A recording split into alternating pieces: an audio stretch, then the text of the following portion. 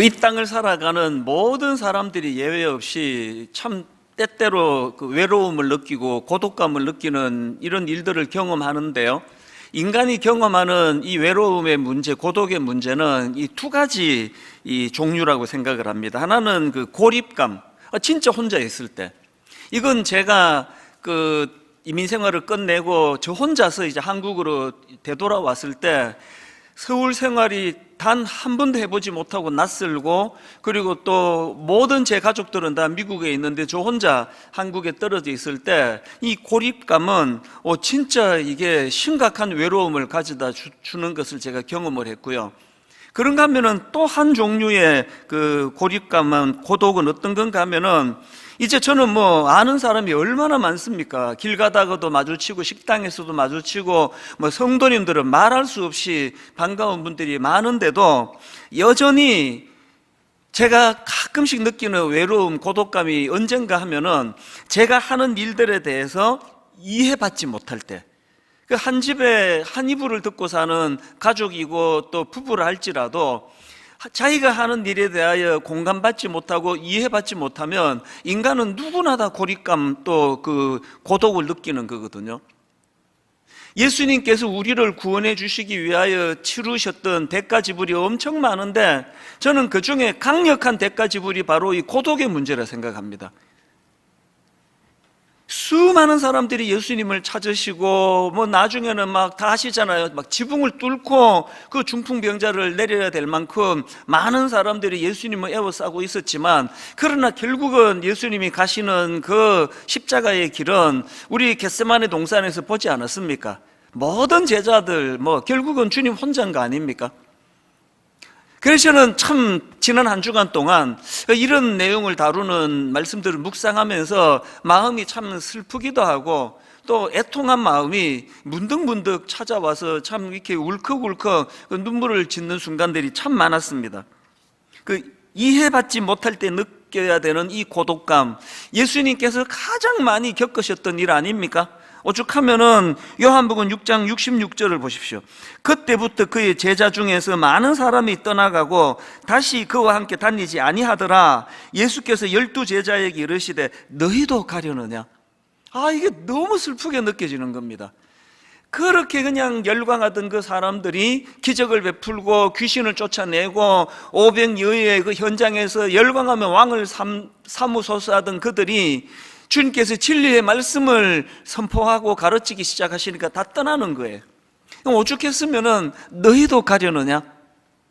이 주님의 그 외로움이 묻어나는 것 같아서 제 마음에 참 슬픔이 배어 나오더라는 겁니다.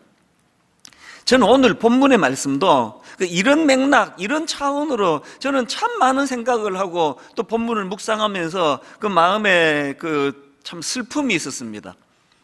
오늘 본문에 보면은 예수님께서 지금 두 종류의 공격을 당하고 계시는데요. 먼저 그 서기관들의 그 악한 공격을 한번 보십시오. 본문 마가복음 3장 22절을 먼저 보시겠습니다. 예루살렘에서 내려온 서기관들은 그가 바알세불이 집혔다 하며 또 귀신의 왕을 힘입어 귀신을 쫓아낸다 하니, 이 말씀의 배경이 어떤가 하면은 바로 앞에 나오는 20절입니다. 집에 들어가시니 무리가 다시 모임으로 식사할 겨를도 없는지라. 지금 너무나 많은 환자들이 몰려오고 귀신을 쫓아내시는 일들을 하시느라고 육신이 지금 제대로 정상적인 삶을 사시지도 못하는 상황인데, 그 예수님의 한 영혼을 향한 열정을 보시고 말도 안 되는 모함을 하는 겁니다. 그 서기관들이 이 지금 마귀의 힘을 빌려서 이런 일을 행하고 있다. 사람이요, 일이 많아가지고 힘든 게 아닙니다. 저도 요즘에 1만수도 파송운동 이 준비를 하다 보니까 자꾸 19년 전에 분당구리에 처음 개척할 때 생각이 많이 나는데요. 그 개척하던 그 해는 이건 더 이상 하라 그러면 못하는 일이에요. 수면이 하루에 3시간, 4시간밖에 안 되고요. 그리고 그냥 막 기절한 적도 있습니다. 집에서 옷 갈아입다가 막 쓰러지고 막 이런 일들을, 체력의 한계까지 다다르는 이런 일들을 경험했는데 문제 없습니다. 꿈을 가지고 달려가고 막 열정을 쏟는 건 문제 없는데, 언제 주로 소진이 되느냐? 제가 20대 초반에 미국에 딱 이민 갔을 때 우리 누나집에 가니까 어린 조카 애들이 그 비디오 게임을 하는데 하나가 너무 재밌어가지고 저도 누나집에 갈 때마다 이제 그 게임을 했는데 그게 자동차 경주, 아마 옛날 분들 요즘도 하는지 모르겠습니다. 이제 속도를 내면은 막 100km, 200km, 300km, 400km 막 전속력으로 달리면요, 이게 진짜 자동차 같으면 이게 기름이 쭉쭉쭉쭉 따라가지고 이게 새로 또 주유소 가야 되는데, 이 비디오 게임은 반대예요. 속력이 나면 날수록 에너지가 자꾸 저장이 되는 겁니다. 그럼 이게 언제 따르냐? 벽에 부딪힐 때. 운전을 잘못해가지고 그 벽에 부딪히면 막 이런 그 화면이 막 그 요동을 치면서 이 에너지가 쑥쑥쑥 줄어드는 그게, 저는 목회하는 내내 이게 진짜 진리다. 그 게임이 진리다. 막 교회 일 열심히 하고 충성하고 막 밤을 새고 이래서 소진되는 게 아닙니다. 옆에서 너무나 아무것도 아닌 것 가지고 시비를 걸고 모함을 하고 가짜 뉴스를 만들어 퍼뜨리고 이런 게 에너지를 소진시키지, 열정으로 달려가는 게 그게 문제가 되는 게 아니거든요. 아니 어떻게 그렇게 한 영혼 한 영혼을 온 마음을 다해 섬기고 계시는 예수님을 향해 그 서기관들이 어떻게 이런 악한 모함을 할 수가 있느냐고요. 마귀의 힘을 빌려가지고 이런 일을 한다는, 이게 너무나 큰 예수님에게 정말 그 인간으로 말하면 그 상처를 드리는 일 아닙니까? 그런데 이것보다 더 큰 상처가 뭔지 아십니까?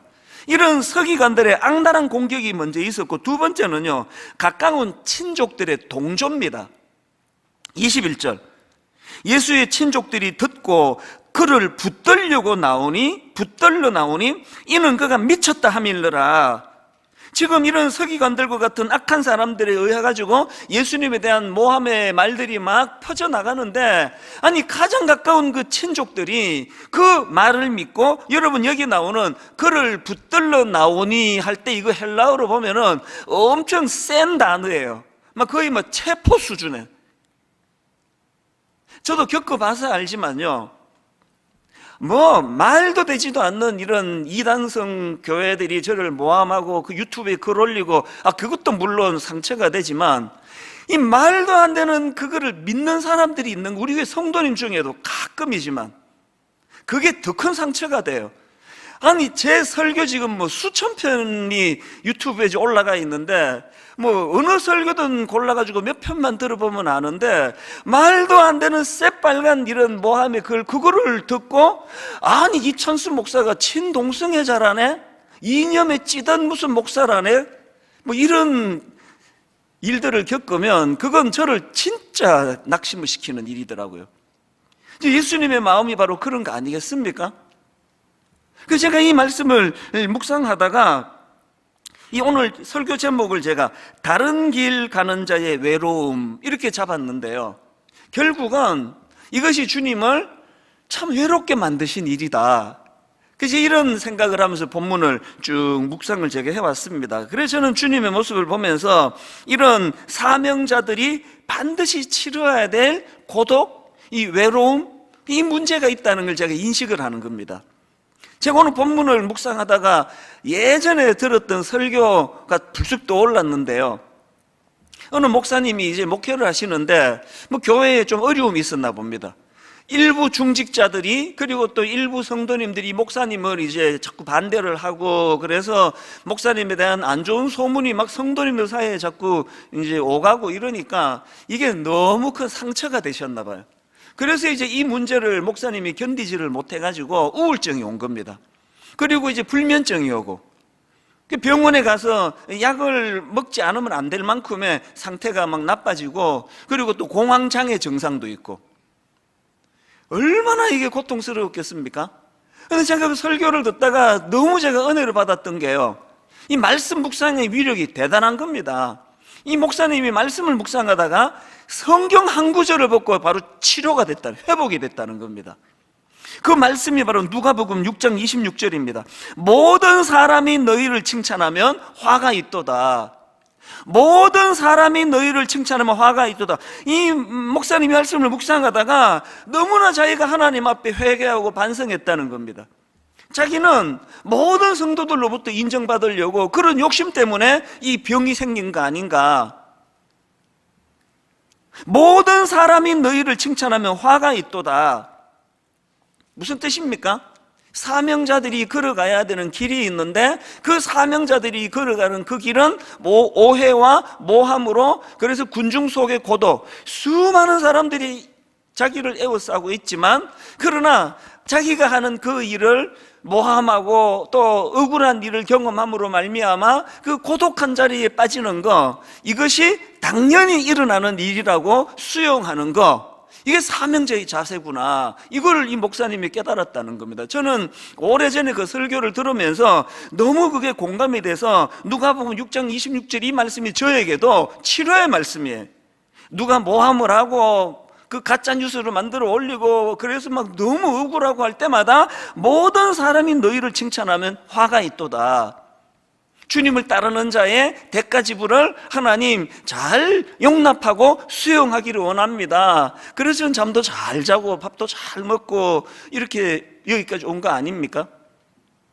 여러분, 오늘 이 본문 말씀을 통해서 우리 예수님께서 우리를 구원해 주시기 위하여 주님이 다른 길 가시는 과정에서 겪어야 했던 그 배척당하시는 그 외로움, 그 고독, 이걸 주님이 감당하셨다는 사실을 우리는 늘 기억하고, 하물며 우리 같은 종이겠느냐. 우리도 주님을 따르기 위해서 이 고독하고 외로움이 찾아오면, 아, 이거 잘 가고 있구나. 반대로 막 모든 사람들에게 제가 사랑을 받으려고, 모든 사람들에게 인정을 받으려고 제가 발부둥치면 이게 지금 나한테 문제가 있구나. 이게 굉장히 저에게 좋은 지침이 됐다는 겁니다.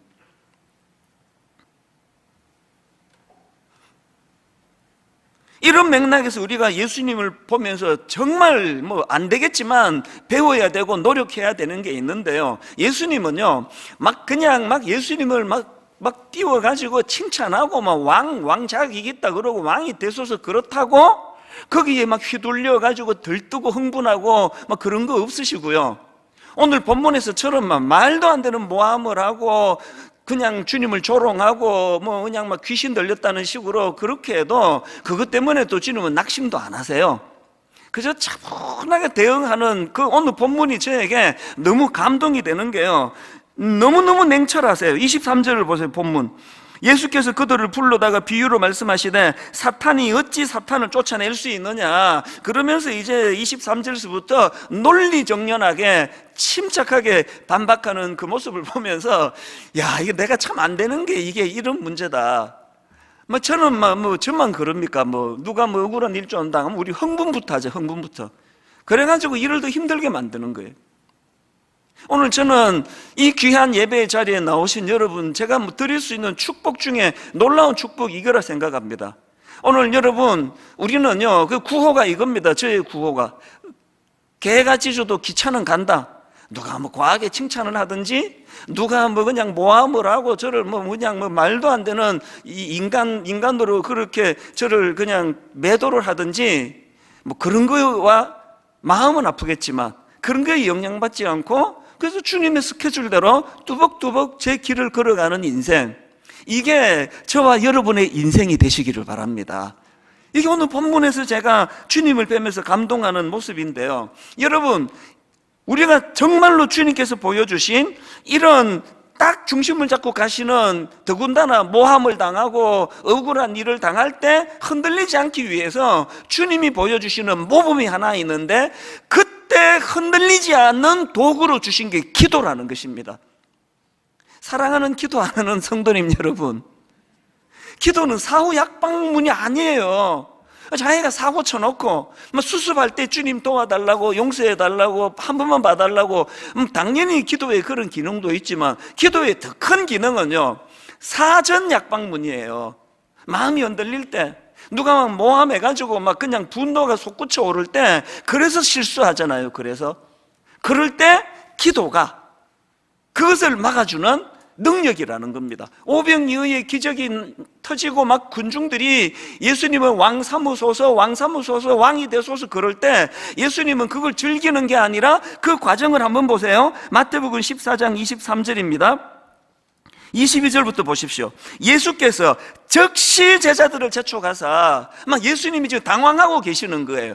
즉시 제자들을 재촉하사 자기가 무리를 보내는 동안에 배를 타고 앞서 건너편으로 가게 하시고 무리를 보내신 후에 기도하러 따로 산에 올라가시니라. 기도하러 따로 산에 올라가시니라. 결론, 저물매 거기 혼자 계시더니, 주님이 보여주시는 모범이 뭡니까?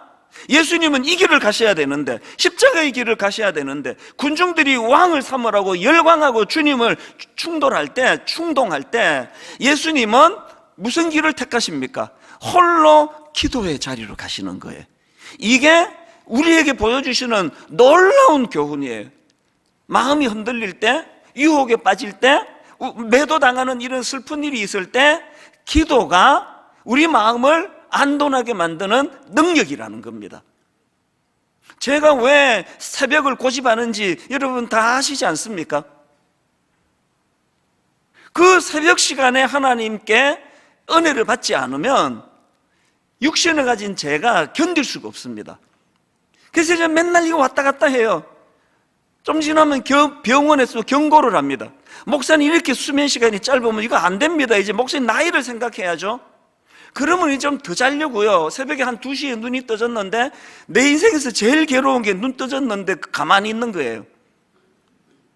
좀 더 자려고 애를 쓰다가 아이고 뭐 불러가면 주님 부르시면 가지 뭐 그러고 새벽에 일어나고, 그 새벽이 막 너무 저에게 이 중심을 잡아주는 황홀한 시간이 되고, 여러분 예수님처럼 누가 칭찬해도 우쭐하지 않고, 예수님처럼 누가 이렇게 모함을 해도 너무 거기에 낙심하지 않기를 원하신다면 기도 시간을 확보하세요. 그래서 주님이 그렇게 하셨듯이 이 세상 사람들, 이 악한 지금 이거는 이 전 세계가 지금 이거는 그냥 이 요동하고 흔들리는 건 상상을 초월하는 시대인데, 하나님 거기에 놀아나지 않는 중심을 갖기 원합니다. 그래서 다른 길 가는 자들이 치러내야 될 고독, 외로움, 이것을 잘 견뎌내기를 원합니다. 그 일을 위해서 우리가 주님 주신 도구가 기도라는 것입니다. 이게 오늘 본문의 예수님의 모습에서 우리가 배우는 교훈이고요. 그런가 하면은 이제 초점을 예수님은 모함하는 서기관에다가 좀 맞추어서 말씀을 좀 살펴볼까 하는데요. 자, 22절을 다시 한번 보십시오. 예루살렘에서 내려온 서기관들은 그가 바알세불이 집혔다 하며 또 귀신의 왕을 힘입어 귀신을 쫓아낸다 하니, 아니 어떻게 이렇게 악의에 찬 모함을 할 수가 있느냐고요. 제가 이 서기관들의 모습을 보면서 이런 질문을, 어떻게 인간의 탈을 쓰고 이런 모함을, 가짜 뉴스를 퍼뜨릴 수 있나 질문을 던져놓고 답을 찾았습니다. 어떻게 이렇게 악할 수 있었냐고요. 이게요, 기득권자들의 본능입니다. 제가 만들어본 이름이에요. 기득권자들의 본능. 이 기득권자들의 본능은 두 가지 양상을 띠는데, 하나가 뭐냐? 강박증이에요. 자기 영역을 지켜야 된다는 강박증. 그 대표적인 사례가 구약의 사울왕 아닙니까? 그 어린 다윗이 골리앗을 무찌르고 그 놀라운 일을 했는데, 사울왕의 병이 뭐예요? 강박증이에요. 이러다가 이건 내 자리가 흔들리는 거 아닌가? 그런가 하면은 이런 기득권자들의 본능에 또 한 가지 양상이 있는데요. 그게 정오심이에요. 정오심. 내 이 영역을 흔들지 모른다는 사람들에 대한 이 과도한 정오심. 정치판에서도 이런 모습을 종종 볼 수 있고요. 정치판뿐만 아닙니다. 모든 인간 세계에 기득권을 가진 사람들이 가지고 있는 본능이 이런 겁니다. 이 말씀이 제게 왜 경고의 말씀이 될까요? 이제 저도 기득권자가 됐어요. 교육 전도사 때하고 달라졌습니다. 그러면 제게 무슨 본능이 있습니까? 이거 지켜야지 이거. 그리고 또 누가 치고 올라오는 어떤 부교역자 중에 막 설교가 좋고 막 인품이 좋고, 게다가 제가 없는 얼굴까지 잘생기고 그러면 위협을 느끼면 이제 견제 들어가는 거 아닙니까? 안 세우고, 너 제주도 가서 개척해라, 멀리 가라. 이게 기득권자의 본능일 수 있는 위험이, 제주도가 뭐 나쁜 데라서가 아니라 여기서 멀다는 뜻입니다. 그냥 더 멀리 할까요? 너 하와이로 가라. 이걸 이기는 비결은 기도밖에 없습니다. 하나님, 제가 이 비열한 서기관의 이 추한 모습을 가지지 않기 위해서 하나님, 다른 길을 걸어가는 자의 고독이 필요한 거예요. 그래서 새벽이 필요한 거거든요. 이 서기관들의, 이 기득권자들의 본능, 그래서 이걸로 해서 이런 아주 저열한, 비겁하고 아주 저열한 행동을 하게 되는데요. 저는 영국의 여류 작가입니다. 조지 엘리어트가 한 말인데요. 사람들은 알게 모르게 5가지 감옥에 갇혀 산다는 겁니다. 이 5가지 감옥 불러드릴 테니까요, 여러분은 몇 가지 감옥에 갇혀 있는지 점검해 보세요. 첫 번째 감옥이 자기 사랑의 감옥이에요. 자기 사랑의 감옥. 두 번째가 근심의 감옥이에요. 세 번째가 과거에 빠져 있는 회상의 감옥. 라떼는 말이야, 이게 다 이 감옥이에요. 이 감옥. 나 옛날에 말이야, 이게 다 이 감옥이에요. 회상의 감옥. 마지막 네 번째가 남의 것만 좋게 보이는 질투의 감옥, 시샘의 감옥. 마지막 5번째가 정오심의 감옥이에요. 여러분, 이 감옥이요, 자기 사랑의 감옥으로 시작해서 마무리가 정오심의 감옥이라는 게 너무 저는 와닿습니다. 오늘 우리 시대는 자기 사랑의 극치의 시대 아닙니까? 자기 목소리를 막 미친 듯이 내는 시대예요. 그런데요, 이게 어리석은 겁니다. 막 자기 사랑의 막 극치의 시대인데, 이게 잘못된 사랑이에요. 이 자기 사랑이. 이제 우리 집 애들 보고 좀 이기적인 이런 행동을 하면은 내가 꼭 이야기를 합니다. 니는 제대로 된 자기 사랑 좀 해라. 제대로 된. 내가 보면 니는 니를 사랑하지 않아. 주님 앞에서 좀 제대로 된 사랑을 좀 해봐라. 이 서기관의 그 자기 사랑은 뭐 이거 못 말리는 거 아닙니까?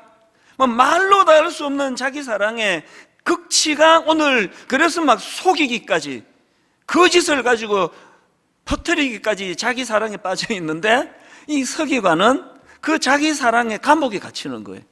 모든 사람들이 오신 예수 그리스도의 능력을 보고 감격하고 감사하고 기뻐. 그 지난주 제가 설교 시간에 말씀드렸잖아요. 인간이요, 경이감을 잃어버리는 그 순간이 불행이거든요. 이게 자기 사랑의 감옥 방치했더니 맨 마지막에 무슨 감옥이라고요? 정오심의 감옥이에요. 오늘 이런 증상이 있으시면 아직 늦지 않았습니다. 돌이키셔야 돼요. 바로 이 기득권자들이 가진 이 본능에 사로잡혀 있던 서기관들이었기 때문에, 저는 오늘 이 본문을 묵상하다가 본문의 서기관들을 통해서 하나님이 주시는 2가지 경고를 발견합니다. 자, 첫 번째 경고가 뭐냐? 편견에서 나오는 제멋대로의 판단을 중지하셔야 됩니다. 다시요. 하나님이 경고를 저도 일주일 내내 받았습니다. 편견에서 나오는 제멋대로의 판단을 중지하셔야 됩니다. 이게 무슨 말이냐? 최근에 저는 그 마음이 흐르는 대로 이런 제목의 책, 이 책은 그 의사분입니다. 미국의 존스 홉킨스 대학교의 정신의학과 교수님인데요. 좀 대단한 분이에요. 이분이 이제 그 책과 관련한 인터뷰하는 걸 제가 영상으로 봤는데요. 한 대목이 너무 와닿았습니다. 이분이 뭐라고 말하는가 하니까, 이 똑똑한 의사들이 범하는 실수하기 쉬운 게 있대요. 똑똑한 의사들이 범하기 쉬운 실수가 뭐냐? 우리 다 알지만 뭐 미국 의사나 한국 의사나 뭐 의사 그러면 뭐 공부 잘하는 거에 그 선수들 아닙니까? 거의 뭐 전교권? 그리고 또 뭐 이 의사분들은요, 막 이 책을 읽으면서 가르치는 거 소화해내는 데는 막 아주 대단한 분들이래요. 당연하죠. 그래서 의사가 된 거 아닙니까? 그런데 이런 똑똑한 의사들이 가진 문제가 뭐냐 하면은요, 많은 의사들이 이제 이 자부심이 있는 거죠. 난 공부 열심히 했고, 나는 이 책을 다 소화해서 내 분야에서는 나는 전문가다, 난 모르는 게 없다, 이런 생각을 갖고 있는 사람들이 범하는 실수가 뭐냐 하면은, 그리고 또 이제 환자들을 대하면은 뭐 거의 막 99.9% 대부분이 다 책에 나오는, 내가 배운 거예요. 그래서 정상을 말하면 그건 이 문제네요.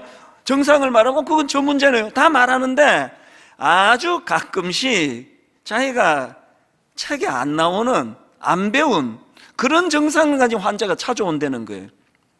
그럼 우리 같은 사람은 워낙 모르는 게 많은 사람이니까 이것도 내가 모르네? 그렇게 접근하는데, 똑똑한 의사들은 무슨 착각에 빠지느냐? 내가 모를 리가 없는데, 그래서 나도 모르는 게 있구나 이렇게 받지 않고요, 환자들한테 이렇게 말하기 쉽다는 겁니다. 내가 들어보니까 당신은 별 문제 없는데, 당신은 정상인데 너무 예민한 거 아닙니까? 문제 없습니다. 이래버리기가 쉽다는 거예요. 여러분, 이분은 의사분이니까 지금 의사를 가지고 예를 든 거지만, 이런 이 어리석음이 의사에게만 있습니까? 교사, 저 같은 목사, 자동차 수리하시는 분, 컴퓨터 다루시는 분, 전부 다 이 정상 아닙니까? 한 며칠 전부터 막 자동차에서 비유를 듣는 겁니다. 자동차에서 막 삑삑 소리가 나고 그래가지고 이게 불안해가지고 정비소에 데려다 줄 때 어떨 때 한 번씩 막 답답해 죽을 때가 쓱 둘러보고 자기 갖고 있는 기계 몇 가지 꾹꾹 찔러보고 문제 없다는 거예요. 그러면 속 터지는 거 아닙니까? 내가 지금 문제가 있어서 왔는데, 내가 모르는 부분인 것 같은데요, 뭐 더 큰 데 가보세요, 더 잘하는 데 가보세요. 그래야 정상인 것 같은데, 이 똑똑한 정비사들이 가지기 쉬운 실수가 이런 거 아니겠습니까? 오늘 본문의 서기관들이 딱 그런 상황이라는 거예요.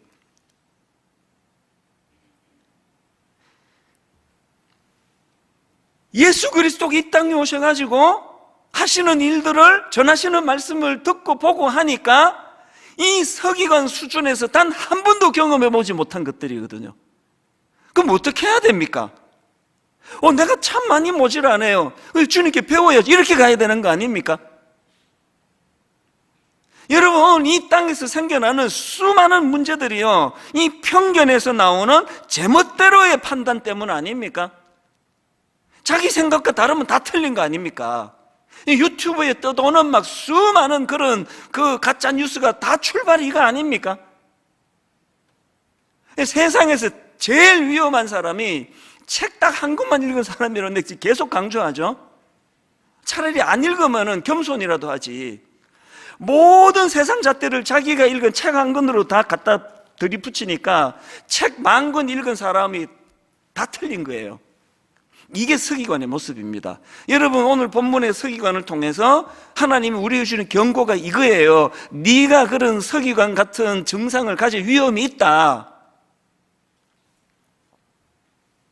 오늘 우리의 이 편견에서 나오는 제멋대로의 판단, 그래서 자기가 모르는 증상을 가진 환자가 오면 더 겸손히, 저는 의사분께서 인터뷰하면서 진아영 교수가 존스 홉킨스 의사 얘기를 하더라고요. 세계 최고의 실력을 갖춘 의사들이라고 자부하는 미국의 존스 홉킨스 의사들이요, 이 한국 교수분이 들어가 있는 그 그룹의 의사들을 보니까 종종 이런 말을 한대요.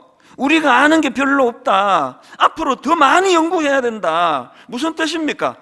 점점 의술의 세계를 들어가면 들어갈수록 내가 아는 거는 빙산의 일각에 불과하다. 이걸 자각해 가는 게 이게 진짜 의사라는, 실력 있는 의사.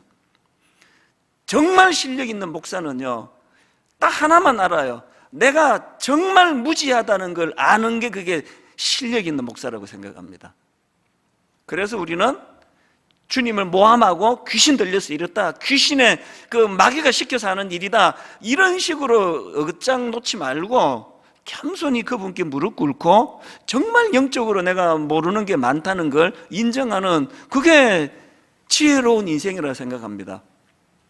그런가 하면 두 번째로 본문을 통해서 얻을 수 있는 경고가 하나 더 있는데요, 이것은 이 성령님을 근심하게 하는 위험한 짓이라는 걸 자각해야 돼요. 이게 뭡니까? 자, 29절 30절을 보십시오. 이 둘을 통으로 읽으셔야 됩니다. 누구든지 성령을 못 오가는 자는 영원히 사하심을 얻지 못하고 영원한 죄가 되느니라 하시니, 이는 그들이 말하기를 더러운 귀신이 들렸다 함이러라. 이 성령을 못 오가는 자는 영원히 사하심을 얻지 못한다. 이건 제가 초등학교 때부터 교회에서 들었던 이야기예요. 그래서 저는 이 말씀을 굉장히 두려워했습니다. 이게 용서받지 못하는 죄가 있다 그러니까. 그게 이번에 제가 다시 한번 이게 얼마나 이게 우리가 무지한 거를 다시 한번 깨달았습니다. 그런 뜻이 아니에요, 이게. 성령을 모독하는 죄는요, 즉 전체가 이 말씀, 우리는 성경 읽을 때 항상 전체적인 맥락으로 읽어야 되거든요. 이 말씀이 어디에서 나온 말씀입니까? 30절. 이는 그들이 말하기를 더러운 귀신이 들렸다 하미러라. 예수 그리스도를 모르면서 이렇게 모독하는 게 얼마나 큰 죄인지 아느냐를 경고하기 위해서 주신 말씀이에요. 그래서 그 제임스 에드워즈 교수님이 쓴 책에 보니까요, 이 부분을 어떻게 해석하느냐, 이 말씀은 그만큼 이런 문제가 심각하다, 이거 경계해야 된다, 주님에 대하여 함부로 모독하면 안 된다는 걸 경고하기 위해서 주신 말씀이라는 겁니다. 이 구절을 그렇게 정죄하는 데 쓰면 안 됩니다. 우리는 이 말씀 앞에서 무슨 두려움을 가져야 됩니까? 예수 그리스도를 알지도 못하면서 제멋대로 주님을 폄하하는 일은 이게 용서받기 어려울 정도로 무서운 죄라는 걸 항상 두려워해야 돼요. 오늘 여러분, 저와 여러분 중에서 여러분보다는 제가 더 위험해요. 알지도 못하면서 주님의 몸된 교회를 함부로 판단하고 정죄하고 비판하는 일이, 이게 어마어마하게 무서운 죄라는 걸 우리는 오늘 마음에 새겨 넣으셔야 돼요. 여러분, 담임 목사, 저는요, 막 욕해도 괜찮아요. 그 용서받을 수 없는 죄 아닙니다. 막 욕하세요, 그냥. 우리 목사는 이런 참 인물이 없으면 이런 거, 뭐 마음대로 하세요, 괜찮아요. 상처도 안 받습니다. 미국에 우리 누나들이 상처를 좀 받아요. 근데 왜 자꾸 너는 외모하고 비하하느냐고. 막 여러분 막 하세요. 막 우리 찬수 목사는 그 성격이 좀 더러워, 그거. 그 성질 진짜 급해요. 마음대로 욕하세요. 괜찮아요. 그러나 여러분, 주님의 몸된 교회에 대해서는 조심하셔야 됩니다. 진짜 조심하셔야 됩니다.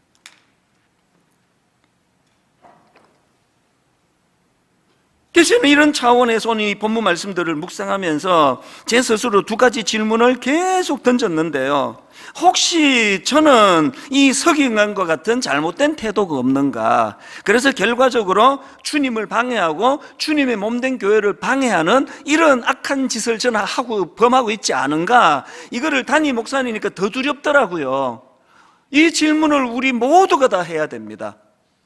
그런가 하면은 두 번째로 또 질문 하나가 더 있습니다. 이런 소극적인 방어만이 아니고 나는 정말 소명자로서 받아야 될 오해와 그로 인한 외로움을 나는 이것을 수용하고 있는가?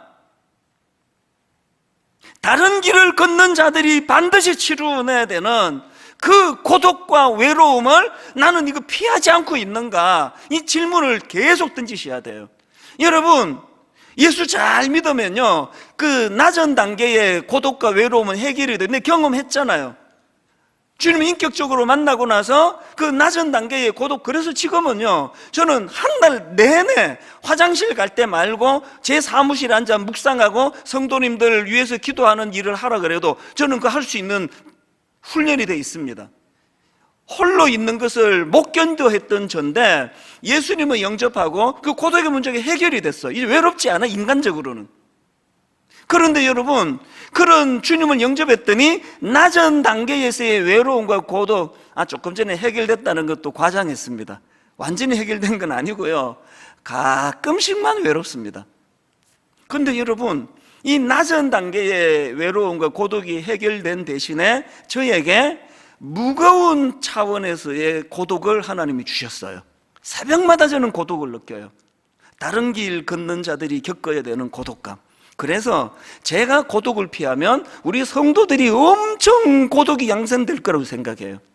제가 새벽마다 고독하면 성도님들의 고독이 해결될 줄로 저는 믿습니다. 주님을 대언하는 종으로서 말씀을 전하기 때문이에요. 낮은 단계의 고독에 머물러 계시지 말고 더 높은 단계, 사명자가 가진 그 고독의 자리로 나오시기를 바랍니다. 주님이 수고하고 무거운 짐진 자들아 다 내게로 오라. 내가 너희를 쉬게 하겠다. 그 무거운 짐을 내가 다 해결해 주겠다. 그러시고 바로 나오시는 말씀이 주님이 지고 계시는 그 사명의 짐, 이 짐을 나랑 같이 지자. 여러분은 어느 종류의 고독에 지금 빠져 계십니까? 그래서 저는 이런 질문을 계속 드렸습니다. 이 다른 길 가는 자들이 반드시 치러야 되는 그런 외로움과 고독의 문제가 있다면 누가 이것을 외면하지 않고 피하지 않고 묵묵히 걸어갈 수 있는가, 이런 질문을 하다가 제가 지난주에 그 문화심리학 책입니다. 가끔은 격하게 외로워야 한다, 전문가인 그 김정훈 교수님이라는 분이 쓴 책인데요, 그 책에서 제가 정말 이게 막 유치해가지고 이야기를 해야 되나 말아야 되나 하다가 하기로 결정을 했는데, 너무너무 유치해요. 처음에는 그 책에 보니까 이 왁스라는 가수의 화장을 고치고 이런 노래 가사를 가지고 설명을 했던데요, 저는 평생에 내가 이 왁스라는 가수의 화장을 고치고라는 노래를 생전 처음 들어봐요. 그 유튜브 들어가서 이 노래를 들어보니까 이게 뻔한 남녀 사랑의 또 가사더라고요. 이 가사 시작이 이렇더라고요. 우연히 날 찾아와 사랑만 남기고 간 너, 하루가 지나 몇 해가 흘러도 아무 소식도 없는데, 이 딱 보니까 이게 사랑하는 남자가 변심하고 자기를 떠나간 걸 참 슬퍼하면서 이제 이 통속적인 그런 그 노랫말이더라고요. 근데 그 교수님이 참 대단해요. 이 가사에서 뭘 이렇게 탁 잡아가지고 그 문화의 코드로 끌고 가는가 하면은요, 원망 섞인 그 가사가 이래요. 이게 남자가 자기를 버리고 떠났기 때문에 살다가 늘 만나면 모질게 따지고 싶어, 힘든 세상에 나 홀로 남겨두고 왜 연락 한 번 없었냐고. 여기까지는 너무너무 당연한 통속 연애 그런 노래말인데, 바로 그 다음에 이런 말이 나와요. 아무것도 난 해준 게 없어, 받기만 했을 뿐. 그래서 미안해. 나 같은 여자를 왜 사랑했는지, 왜 떠나야 했는지, 자기를 버린 그 남자에게 왜 연락 한 번 없었느냐고 원망하던 이 여인이 오히려 내가 미안하다, 나는 해준 것도 없고 그저 받기만 했다, 이걸 갖고 풀어나가는데요, 제가 그 가사를 읽다가 또 노래를 듣다가 이렇게 막 울컥해졌습니다. 가사 중에 나 같은 여자를 왜 사랑했는지, 왜 떠나야 했는지, 근데 막 제 아내에 대한 감사가 확 밀려오는 거예요. 제 아내는 저를 사랑했을 뿐만 아니라 떠나지도 않잖아요. 그럼 너무너무 내가 고맙게 생각을 해서 마음이 뭉클하다가 싹 지나가는 오늘 본문의 말씀이 그거예요. 이 가사가요, 나 같은 여자를 왜 사랑했는지, 이게 이제 제가 한 주 내내 오늘 본문을 묵상하다 보니까 갑자기 나 같은 죄인을 주님이 왜 사랑하셨는지, 그러면서 그 주님이 저를 사랑해 주시기 위하여 대가 지불이 이런 수모와 모함과 억울한 일을 다 감수하시는 일이었다는 이 대목에 막 이제 안에 생각하고 좀 막 장난기 이러다가 갑자기 울컥해지는 거예요. 지난 한 주 내내 제가 요즘에 이제 봄이 돼가지고 또 열심히 이제 걷고 있는데요, 그러면서 이 노래를 들을 때마다 눈물이 나오는 거예요. 나 같은 죄인을 왜 사랑하셨는지. 그렇게 하고 있는데 지난 금요일 날 우리 순장반 녹화를 하는데요, 우리 담당하는 조정한 목사님이 찬양 인도를 하는데, 은혜 아니면 나서지 못하네, 이 한 대목이에요. 이 뭐라고 표현해야 될까요? 저는 저런 찬양을 부르면, 은혜를 찬양하면 가슴이 뜨겁고 감사가 나오고 그래서 눈물이 나고 그랬는데, 신비로운 감정을 경험했습니다. 너무 가슴이 저미어 오는 거예요. 이 은혜 아니면, 이 한마디를 주님이 만들어내시기 위하여 그 서기관들의 말도 되지 않는 모독을 감수하시고 주님이요, 판 한번 엎으셔버리고요, 이제는 내 질려버렸다, 내가 너희들 내가 상종을 하고 싶지 않다, 그렇게 하고 끝내셨으면 우리 구원은 없는 거 아닙니까? 십자가에서 그 군병들의 엄청난 조롱과 핍박을 주님이 흥분하셔가지고 그냥 막 내려와 봐라, 네가 하나님의 아들이면 십자가에서 내려오라고 그랬을 때 주님이 막 그걸 못 견뎌가지고 확 내려가 버리시면 우리 구원은 없는 거 아닙니까? 그래서 제가 금요일 날 은혜 아니면 나 서지 못하네, 이 한 대목에서 마음이 확 무너져 버렸어요. 그래서 너무 마음이 저미어 오는 결론을 맺으면서, 지난 한 주 내내 또 저를 눈물짓게 만든 그 작품 하나를 제가 보여드리려고 하는데요. 여러분, 그 뭉크라는 분 아시죠? 미술의 뭉크, 그 절규라는 그림 그 아시죠? 그죠? 막 이렇게 괴로워하는 그 절규. 그래서 그 현대인의 고독과 우울, 공포심 이걸 잘 묘사한 그림이라고 하는데, 이 뭉크가 절규라는 작품도 있고 골고다라는 작품도 있습니다. 화면으로 한번 보시겠습니까? 저는 저 작품을 프린트해가지고 이 파일에 끼워가지고 다니면서 저거를 볼 때마다 눈물을 지었습니다. 저기서 제가 작품 설명을 들으면서 울컥했던 게, 지금 주님이 십자가에 매달려 계시는데 사람들의 시선이 제각각 다 달라요. 주님을 집중하지 않습니다. 표정이 또 다 달라요. 그 전문 해설가가 이런 설명을 붙여놨더라고요. 사람들 제각각의 태도와 표정에서 십자가에 달리신 예수님에 대한 무관심과 고독을 읽을 수 있다. 사람들 제각각의 태도와 표정에서 십자가에 달리신 예수님에 대한 무관심과 고독을 읽을 수 있다. 그 다음 들어보세요. 종교 생활의 겉모습은 있으나 십자가의 은혜는 경험하지 못한 현대 신앙인들의 고독처럼. 저거 제가 파일을 넣고 갖고 다니면서 볼 때마다 너무 마음이 죄송한 거예요. 오늘 주님을 고독하게 만들고 주님을 외롭게 만드는 그 모든 원인을 제공하는 모든 신앙생활 다 한다고 떠들고 다니지만 십자가에 관심을 두지 않는 그리고 여러분, 이게 주님을 고독한 자리로 몰고 갈 수 있다는 것, 그것이 오늘 저와 여러분을 고독하게 만들 수 있다는 것. 그래서 은혜 아니면 이 찬양을 부르는데 마음이 막 점여오는 걸 경험한 거거든요. 오늘 우리 이 찬양, 금요일 날 너무 저밀게 제가 불렀던 그 찬양 은혜 아니면 그거 우리가 부르는 건 후렴이고요. 처음부터 한번 이 찬양을 부를 동안에 여러분, 정말 여러분의 고독은 어떤 종류인지를 점검해 보세요. 낮은 단계에 그 모든 세상 사람들도 똑같이 느끼는 낮은 단계의 고독과 외로움인지, 여러분이 느끼는 이 고독은 다른 길 가는 자들이 반드시 거쳐야 되는 그 외로움과 고독인지, 이 찬양을 함께 부르기 원합니다. 어둠 속에 헤매던 내 영혼. 어둠 속에 헤매던 내 영혼, 갈 길 몰라 방황할 때에 주의 십자가 영광의 그 빛이 나를 향해 비추어 주셨네. 여러분, 우리가 주목해야 될 이 십자가의 의미가 이런 겁니다. 주홍빛보다 더 붉은 내 죄, 그리스도의 피로 씻기어. 여러분, 이 사실을 믿으십니까? 완전한 사랑, 주님의 은혜로 여러분이 십자가에서의 주님의 희생의 의미, 새 생명 주께 얻었네. 은혜 아니면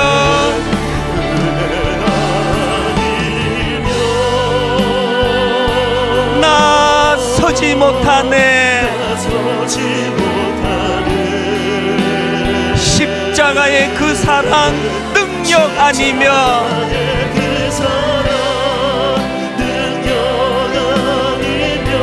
서지 못하네. 우리를 위하여 다른 길 걸어가셨던 주님이 겪으셨던 그 고독, 그 외로움, 은혜 아니면 나 서지 못하네. 놀라운 사랑, 그 은혜 아니면 나 서지 못하네. 나의 노력과 의지가 아닌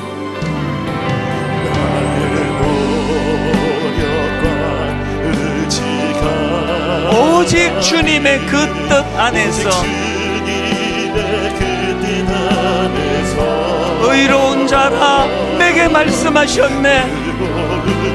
여러분, 이 한마디 우리에게 주시기 위하여 다른 길, 고독의 길을 걸어가신 주님, 완전하신 그 은혜로, 은혜 아니며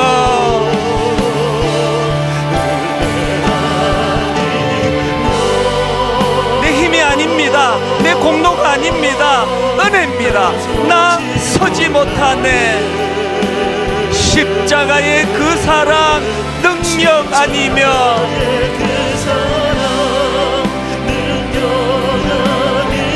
나 서지 못하네. 주님의 다른 길 걸어가신 그 모든 것을 농축한 한마디입니다. 은혜 아니며 나 서지 못하네.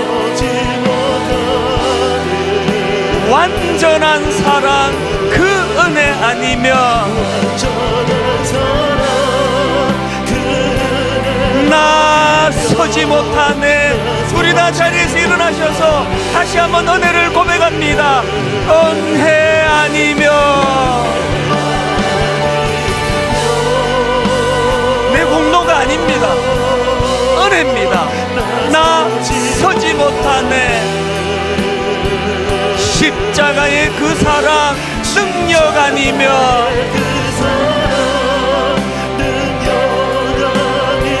나 서지 못하네. 우리 믿게 선포합니다. 은혜 아니며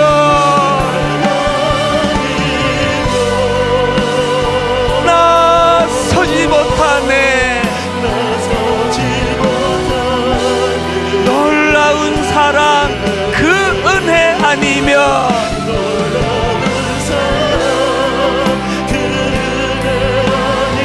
나 서지 못하네.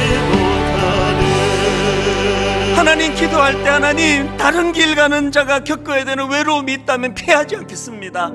아버지, 다른 길 걸어가는 자가 견뎌내야 될 고독이 있다면 주님이 먼저 걸어가신 그 고독의 길을 피하지 않고 따라가기 원합니다. 아버지, 가치 있는 인생의 길을, 십자가의 길을 걸어가기를 원합니다. 우리 한 목소리로 통성으로 같이 합심해서 기도하시겠습니다. 살아계신 하나님 아버지, 하나님의 은혜를 이 시간 마음에 새기며 나가기를 원합니다.